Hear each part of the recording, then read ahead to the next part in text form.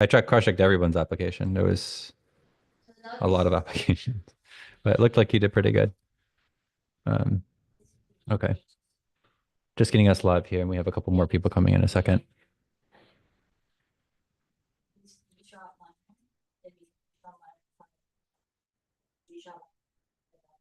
Okay.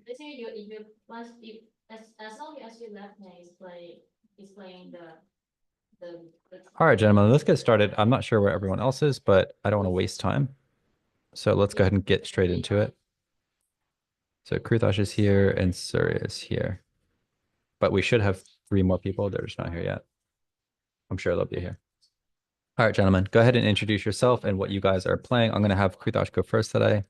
And Kruthosh, whenever you're ready, you can announce your name and piece. Hi, my name is Krutash, and I will be playing Count on Me by Bruno Mars. Right hand only.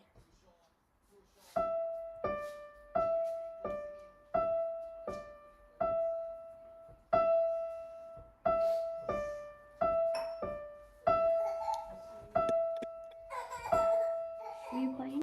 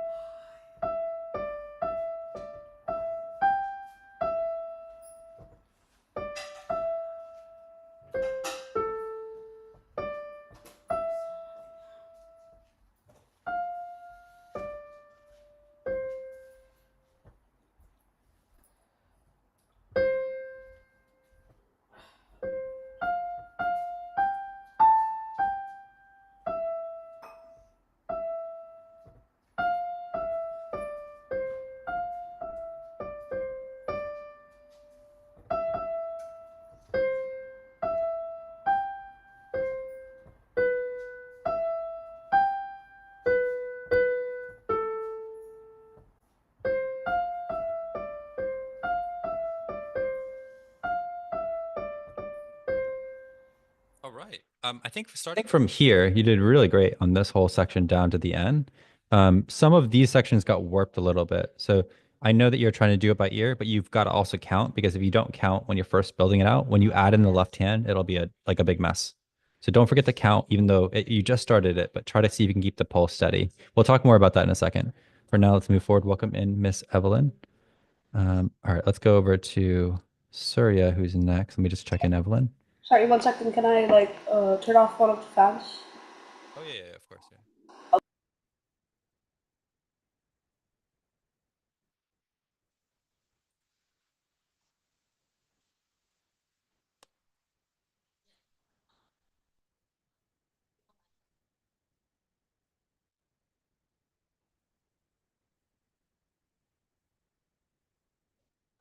Sorry about that. You're good. Hi, my name is Surya, and I'm going to be playing Flamenco by William Gilla.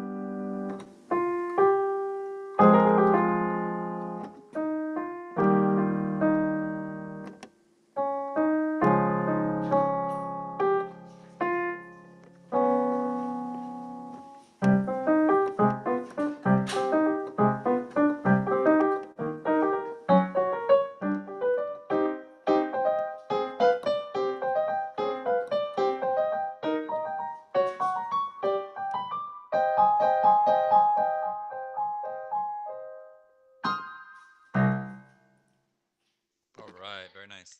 I started with the normal score setup, but then I realized you're supposed to do it from memory, so I made it super tiny. Um, Sorry for that threw you off. But good No. job on the performance. I just saw this at the last second when you were whoa, Evelyn disappeared. I just saw this at the last second. So are you trying to get for a performance? an honors recital. Is that why you're trying to apply? Yeah. Yeah, it's a really nice performance. There are a couple of things I still want you to sharpen up, and we'll talk about that in just a second. I'm not sure what to do with Evelyn because she is supposed to play at this point. She just maybe had an internet problem. So let's go ahead and go back over to Kutosh. We'll pretend it's the second half of class. So let me go ahead and zoom in here. Okay, so going on to the second half of class, let's take a look at this, Kutosh. And Surya, you can also take a look at this as well. This piece has these chords, and the chords are written above this part. So we have a C major chord, we have an E minor chord, we have an A minor chord, and then we have a G major chord. There's one last chord here, the F major, and then after that, it goes back and it kind of loops again. So then we start C major, E minor, etc. When you play both hands together later on, you're going to need to have a really stable left hand, and you're also going to need to have a stable right hand. So right now, your right hand's not bad, but can you, for now, since you don't have a left hand, at least tap your left hand on a stable beat, Kurtosh? And you can also try this, Surya. So you'll tap it on a stable beat. I'll even draw it in. So when I see your left hand, it should be like conducting like there, and there, and there. Almost like a metronome. It's like we're turning our hand into a metronome. Show me that. You might want, oh, there's one more here too, isn't there? Wait, am I supposed to play C there? Let me repeat what I said just to make it super clear because it is complex. Instead of playing the piano with our left hand, we're going to tap a stable rhythm. Okay, just on a flat surface. So just find a flat surface, like the piano, maybe in front of you, the flat part of the piano. And that's where your left hand will play, on the maybe in the black part in front of the keys, right near the fall board, right? And your right hand, yeah, sorry, you already got it. And then the right hand will play their notes as written. So your left hand becomes sort of a physical metronome. Okay? Oh, you need to unmute as well. So just make sure we can see your left hand tapping. Okay. All right, go for it. Oh, 1 second. Let me say it again. So your left hand is going to go on the front of the piano. So all the way forward. Forward, forward, forward, forward. Yeah, there we go. Now, thanks, mom or dad, whoever that is. Okay, great. And then you're going to tap that on a flat surface. And that's going to be acting like a metronome. Okay, so let's just treat it like it's a metronome. Yep, yeah, that's fine. You can just open your hand. You don't have to have any tension. Just relax your hand. Yep, that's it. Okay, here we go.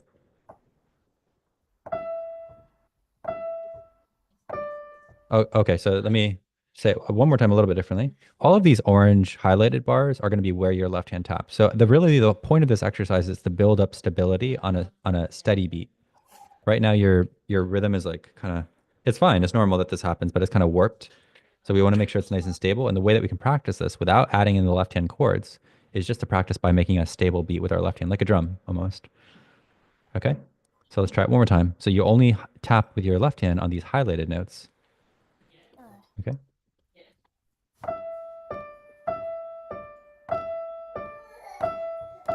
Oh, okay. So wait. Okay, sorry. Did you catch that? I want to see if you can give me the feedback on this. What was the mistake that he made? Did you catch it? No. Okay, can you do it one more time again? Kurtas, let's see if you can catch it because it'd be great if you could try to see if you can catch the error. I know you're trying to also get it too, but just take a second to watch.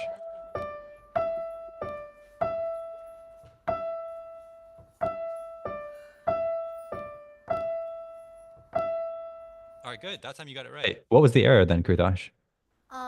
I didn't slow down at the last two notes of the second measure. The interesting thing is I think of it as the opposite. It's not that you didn't slow down, it's that you actually sped up. Right? Because the value of this, it's not changing. It's just, it's twice as long. So you just need to make sure you hold it for twice as long. Okay, good. Sorry, did you get it? Yeah. Okay, let's hear it. I know you're just reading, but let's see if you can get it.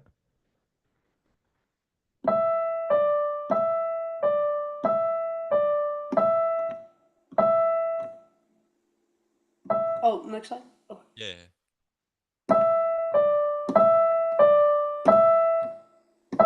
Excellent. Good job on the reading. That's excellent. Okay, now here's the cool thing. Let's go ahead and both of you guys can try to add this in. A C major triad is just going to be C, E, and G. So in our left hand, I know we don't have the music here, but we're going to kind of just work it through from a theoretical perspective. We're going to add in just a C major chord. Can you guys both play a C major chord? Make sure you show me you got it in the left hand. There we go. Thank you. And it'll be in the left hand though. Both of you guys are muted. it'll be in the left hand. Basically, your thumb will be on the G below middle C, if you want to think of it that way. That's probably the easiest way to think of it. So find middle C with your left hand. There we go. Thank you, Kritosh. Okay, now that chord, we're going to just play 4 times. Actually, let's play it twice. We'll make it even simpler. So let's go ahead and take a look at it. And you do it here and here. And that's it. Okay? So you can keep it muted for now and you're trying to practice it. And Kirtash, whenever you're ready, let's go ahead and add in the C major chord to the left hand. Okay. And you'll hold it for the whole measure. Yeah? Okay.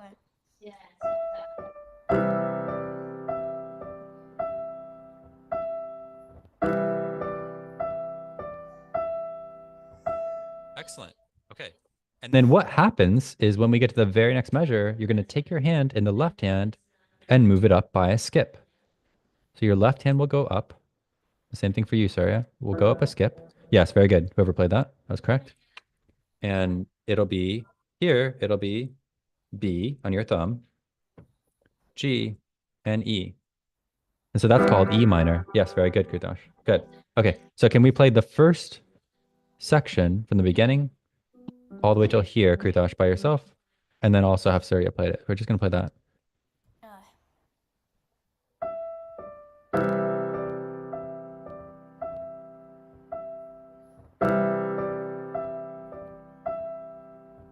Shift. Oh, you gotta play the right notes though. So you shifted by a step. Look it down at your hand. Oh, okay, okay. I like Yeah. this. Okay. It's okay. Yeah, it's fine. That's a normal, perfectly acceptable mistake. So let's just try it again. Try to improve that one more time. So don't make the same error this time.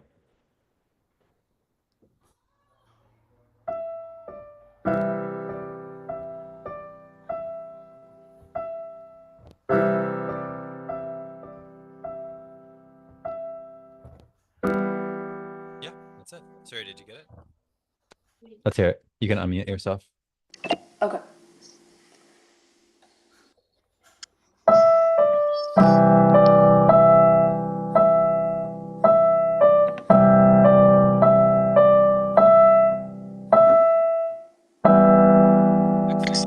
Now, I don't know if you guys have seen this. I want to take a brief break before since Evelyn's not going to be here, I guess, today. I'm not sure what happened. Let's go ahead and go over to, I want to go show you guys something that I don't know if have you seen the new OScore software that we've built into Oak Cliff Pro? No. What software? OScore. I'm not sure. Take a look at this. I think you'll like this. This is going to be available to everyone from now, but I think you'll want to see this. Have a look at this. So have you heard of the song Perfect by Ed Sheeran? Yeah. So let's take a look at this. This is going to be really valuable as you guys start to break out and start to do your pop music. So I can open this up. Now, imagine that this could also be for Count on Me, right? So here's the score. And the cool thing about the score is now it plays within Oak Cliff Pro, which is not that special, but at least it's playable, right? So we can press play and we can listen to the score.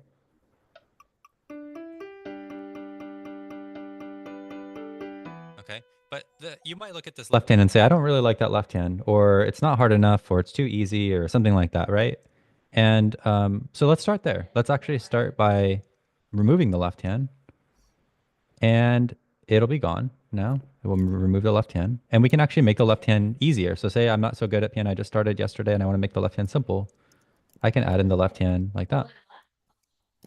And so if you look, what I've done here is I've added in a single note for the correct chord in the bass. So see how this is a G major chord, just like we just did for G, for the E minor and C and all that. So this is the same.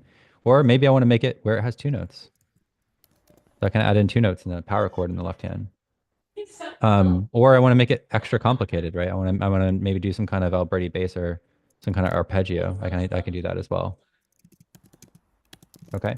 So all of these are possible. The reason why I show this to you is because very soon your teacher got for Kritosh, I'll be having you do this, build your own version of pieces. And then for Surya, your teacher will probably have you do something very similar as well, where you guys will be building out something, just so you know. Just wanted to share that with you for a second. That was like a little intermission. Wait, where do I find it? It's not available for every piece, but it is available upon the pieces that you will get assigned. So once I assign you a piece that this has just come out yesterday. like that just came out yesterday. So we're just starting to implement it into all the pieces, but it'll be on your assignments. It'll be very obvious. Don't worry. You won't miss anything. Don't worry. Okay. But you'll start to be able to build out your own versions, is my point. So for now, we're just playing C, E, and G in the left hand, right? On this part, we just played C, E, and G when you played. But later, you might want to do an arpeggio, or you might want to do Alberti bass, or you might want to do a jump or something like that, other chords. Okay. So for now, just keep it simple, and then later on, you can make a more advanced version. Okay. Speaking of a little bit more advanced, there's some interesting stuff that you did today that I didn't hear you do last week. But there's still one error that I want you to see if you can double check. Can you do a quick counting exercise here, Surya? So can you play from here to here but count out loud with this hemiola? What's going on here? Go ahead. Oh, you're muted. That's why I can't hear you. Yeah. Sorry.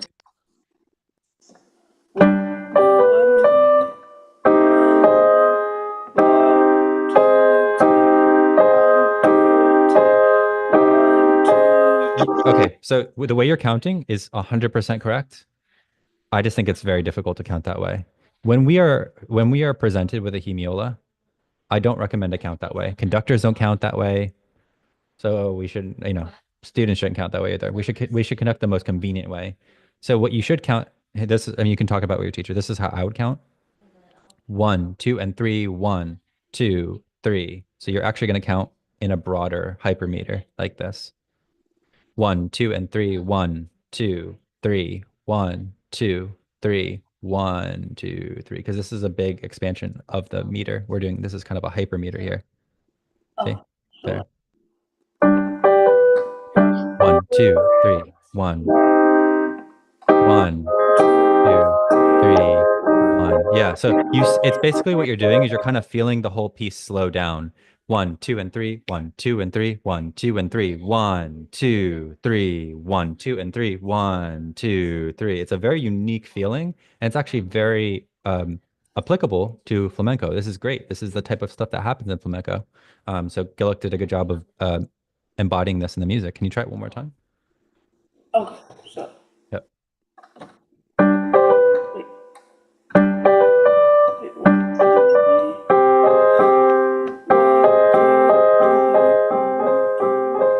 That's it. Yeah. So that way it's too hard to think of this in 1, 1, 2, 3, 1, 2, 3. And the other thing that if you do it that way, you're gonna get weird accents in here. So keep it that way. That's my only suggestion. And by the way, I think this happens twice. One second, let me just double check. Yeah, it happens at the end of the piece. Yeah, you also had the same error here. So this part will be 1, 2, and 3, 1, 2, and 3, 1, 2, and 3, 1, 2, and 3, 1, 2, 3, 1, 2, 3. So it's going to actually accelerate to the point of almost feeling like the original pulse and tempo that we have. Okay. Try it here. Maybe the last 4 before the transition. 1,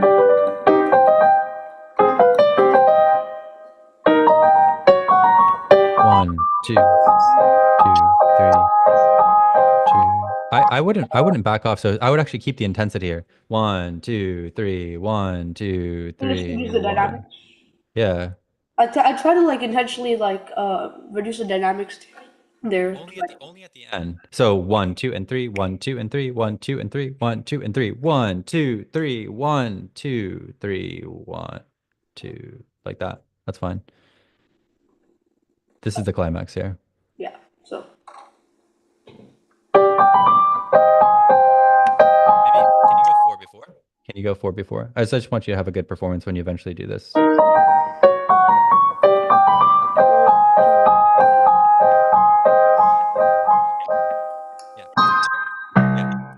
You're fine. But try to really go for it when you get here. Don't be afraid. Like really get intense, right? Like had you have a brother or sister? Yeah. What do you have? A sister. Younger sister? Yeah. Did she ever get annoying? Yeah. Sometimes, not all the time, but sometimes she gets annoying. Yeah. You guys get in fights, right? I got fights with my siblings too. Okay. When that happens, that feeling, if it's not being heard in 55 and 56, that's a fail. Oh. So that same intensity feeling of like, Mario, they're bothering me. I'm so upset. That feeling, you have to put that into that intensity is there in the music. That's going to make that very exciting. If you just play the notes, it won't be that interesting. Oh. Okay, gentlemen. Hey, Ethan, are you here? What are you here for? This is not Kaizen, just, Are you here for a seminar? Yeah, I'm here for a performance seminar. Oh, okay. You're a little bit late. We just finished. Did you want to just play your piece? I can't, I'm not gonna be able to give feedback at this point because we already went through everything. But did you want to go ahead and play your piece? Maybe Yeah, it's good to maybe rebook it. okay, but can I still play my piece? Sure, you can play your piece and then just rebook it so you have a like a full class. Otherwise, you missed it. Yeah, I'm playing the Yeah. Swirling Brook. Okay, sounds But- good. Let's hear it.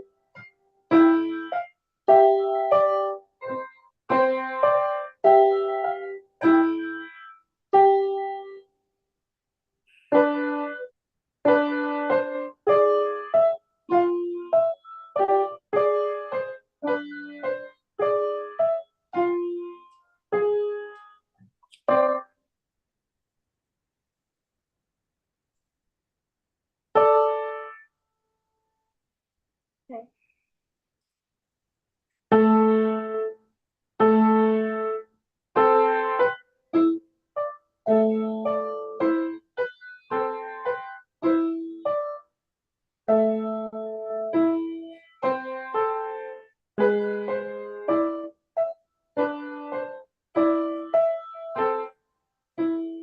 All right, let's give him a round of applause. Very nice. I know it sounds like you're just drafting it today as like a draft performance. Yeah. Yeah.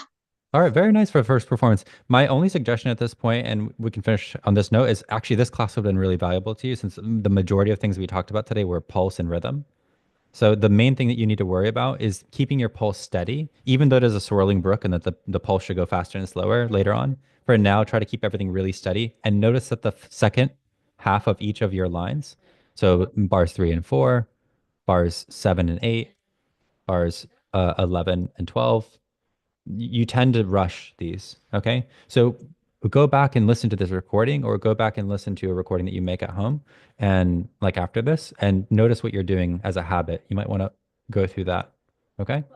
But other than that, you're doing fine as a good first performance. Okay. All right. You're good to go. And then I will see you guys soon. Well done.